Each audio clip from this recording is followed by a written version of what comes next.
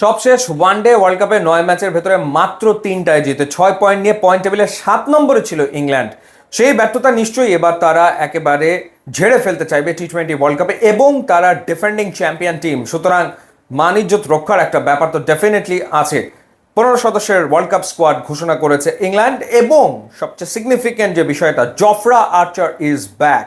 15 সদস্যের ভেতরে Jofra Archer রয়েছেন। 2021 এবং 2022 টি-20 ওয়ার্ল্ড কাপ মিস করেছেন তিনি, ইনজুরির সাথে লড়াই করছিলেন, এবং অবশেষে তিনি ফিট হয়েছেন এবং তিনি আসলে খেলবেন।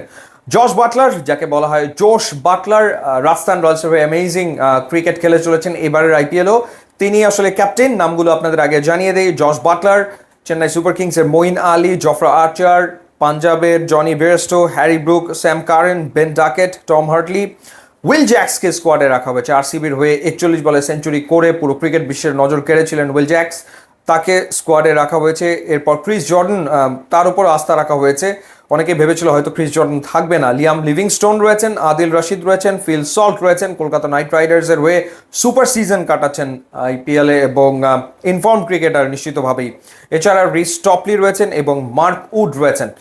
এই যে 15 জন, এই 15 জনের ভেতরে 8 জন ক্রিকেটার আইপিএলে খেলছেন, কিন্তু তারা আর প্লে অফ খেলতে পারবে না, কারণ টি-20 ওয়ার্ল্ড কাপের ঠিক আগে আগে পাকিস্তানের বিপক্ষে 4 ম্যাচের টি-20 সিরিজ খেলবে ইংল্যান্ড, এবং সেই টি-20 সিরিজ শুরু হতে যাচ্ছে 22 মে থেকে, যার কারণে এই 8 জন ক্রিকেটারকে ফিরে যেতে হবে ইংল্যান্ডে, এবং পাকিস্তানের বিপক্ষে তাদেরকে আসলে খেলতে হবে, এবং অনেকে আসলে রেস্ট দেওয়া হতে পারে, তেমনটাই আসলে শোনা যাচ্ছে।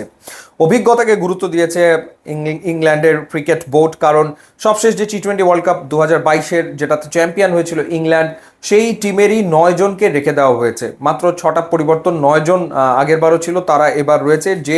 যারা বাদ পড়েছেন সেই নামগুলো আপনাদের জানিয়ে দিই: অ্যালেক্স হেলস এবার নেই, ডেভিড মালান তিনিও নেই, বেন স্টোকস আর খেলবেন না, ডেভিড উইলি, ক্রিস ওকস এবং টাইমাল মিলস, এই ক্রিকেটারদের আসলে আর সুযোগ হয়নি। যারা ছিলেন আগের বারের স্কোয়াডে, তারা আর এবার সুযোগ আসলে পাচ্ছেন না।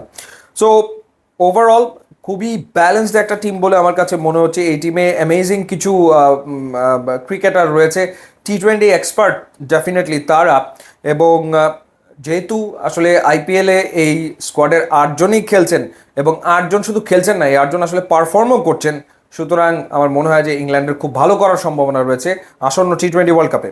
গ্রুপে কারা কারা আছে এবার সেটা যদি আপনাদেরকে জানিয়ে দিই: অস্ট্রেলিয়া, শক্তিশালী অস্ট্রেলিয়া আর ইংল্যান্ড একই গ্রুপে পড়েছে। বাকি যে টিমগুলো সেগুলো আসলে দুর্বল: নামিবিয়া, স্কটল্যান্ড এবং ওমান, এই হচ্ছে বাকি 3টা টিম, ইংল্যান্ড অস্ট্রেলিয়া ছাড়া। প্রথম ম্যাচটা ইংল্যান্ড খেলবে 4 জুন বার্বাডোসে, সেটা স্কটল্যান্ডের বিপক্ষে। সেই ম্যাচ দিয়েই ইংল্যান্ড তাদের ওয়ার্ল্ড কাপ জার্নি আসলে শুরু করবে।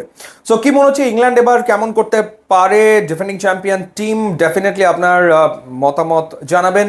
ওয়ানডে ওয়ার্ল্ড কাপে ফেভারিট ছিল, কিন্তু মাঠের রেজাল্ট ভালো হয়নি, বাট আমার মনে হয় যে এই ওয়ার্ল্ড কাপে ইংলিশরা বাউন্স ব্যাক করতে চাইবে বেশ জোরে সোরে, সেটা আমার মনে হচ্ছে। আপনার মতামত জানাবেন। ইউটিউব এবং ইনস্টাগ্রাম লিঙ্ক আমার পেজে দেওয়া আছে, আপনারা যদি যোগ দেন তাহলে খুবই খুশি হব। And thanks for watching.